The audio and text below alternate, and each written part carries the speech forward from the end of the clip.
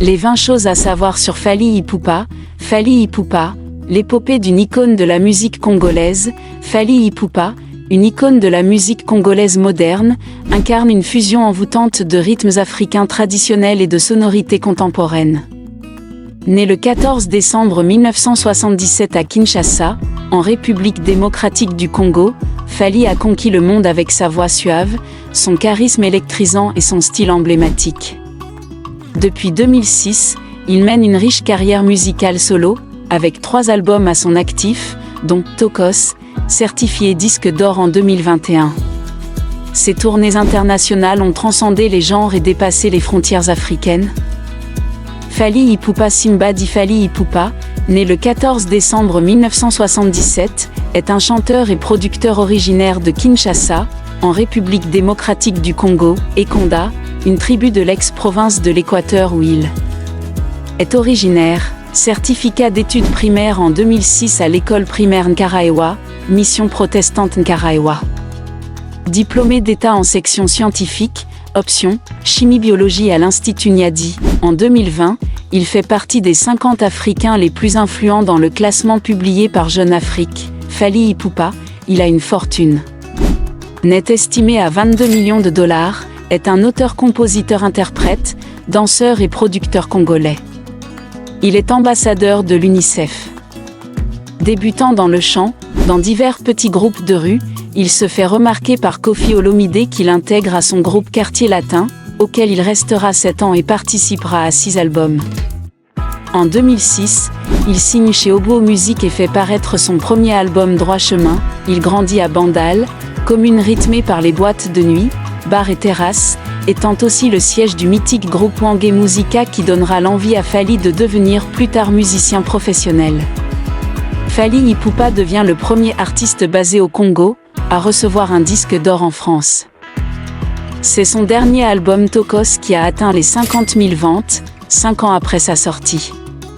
Celui surnommé « l'Aigle » est une vraie star à l'international, rendre son peuple fier. C'est mission réussie pour Fally Ipupa, qui devient le premier artiste basé au Congo à obtenir une telle certification. Damso et Gims ne sont plus basés en RDC. Depuis le commencement de sa carrière, il n'a fait que rencontrer le succès, devenant un artiste reconnu mondialement. Ses débuts dans la musique, chez lui, la musique c'est dans le sang. Il naît à Kinshasa en 1977. Son enfance est rythmée par les sons des boîtes de nuit et des bars. Rapidement, il est attiré par la musique. Il chante à la chorale de l'église et apprend en même temps le tambour. Bref, Fally Ipupa était né pour ça. Assez jeune, il intègre des petits groupes de rue et se forge une expérience musicale.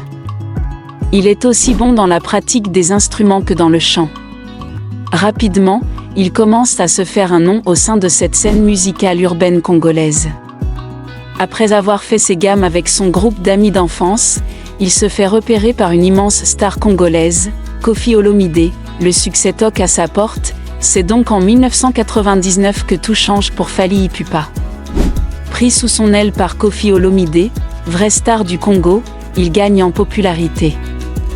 Avec le groupe Quartier Latin, il participe même à sa première scène, en 2000, Bercy, à Paris.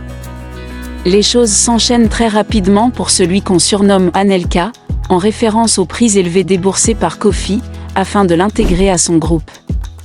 En 2006, il dévoile son premier album solo. De là, le Congo apprend vraiment à connaître Fally Ipupa qui devient une star chez lui, une renommée planétaire, lancée dans un succès fulgurant. Chaque morceau est très attendu de ses fans, aux 4 coins du monde. Les années 2010 marquent pour lui son entrée parmi les stars internationales.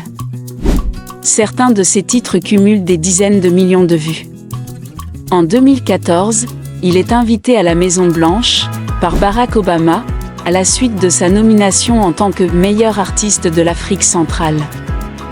Il a pu y représenter son pays, en compagnie de 47 dirigeants africains de l'époque. Son 4e album Tokos est probablement sa plus belle réussite. Fort de sa popularité, Fally Ipupa y signe une collaboration avec Wizkid, artiste nigérian déjà populaire aux USA. Il est également reçu par R. Kelly, afin de produire un featuring. Il collabore aussi avec de nombreux artistes bien installés sur la scène francophone, comme MHD, Booba ou Aya Nakamura. Depuis chaque année, il organise une énorme tournée internationale pour son album. Il a performé à travers la France, l'Espagne, la Norvège, l'Allemagne, l'Australie et a même effectué une représentation à Los Angeles.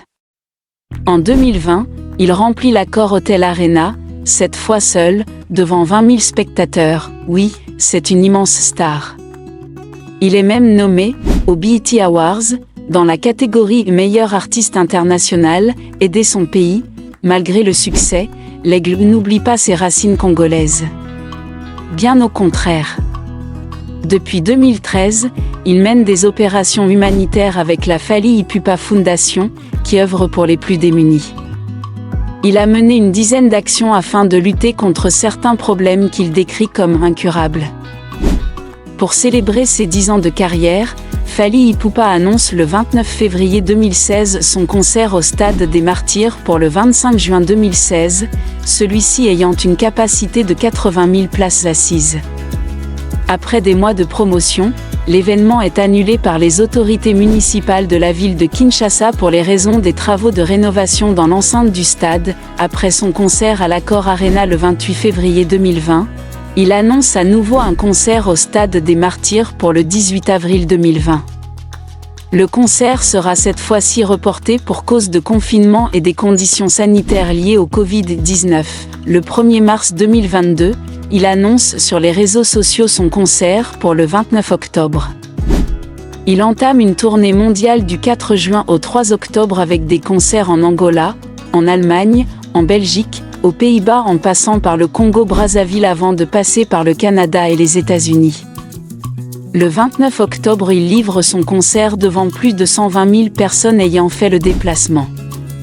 Sur scène, il est accompagné de la chanteuse Charlotte Dipanda, ses anciens collègues du quartier latin, Gaz Maoté ainsi que Awilo Longomba. Les producteurs Danny Sainté et Cézet ayant aussi fait le déplacement. Claudie Siard et Juliette Fievet lui remettent devant le public congolais le disque d'or de son album Tokos, certifié en France le 10 octobre 2022 par le SNEP avec plus de 50 000 ventes. Merci d'avoir regardé la vidéo jusqu'à la fin. Si vous avez aimé cette vidéo, n'oubliez pas de vous abonner pour ne manquer aucune de nos futures aventures.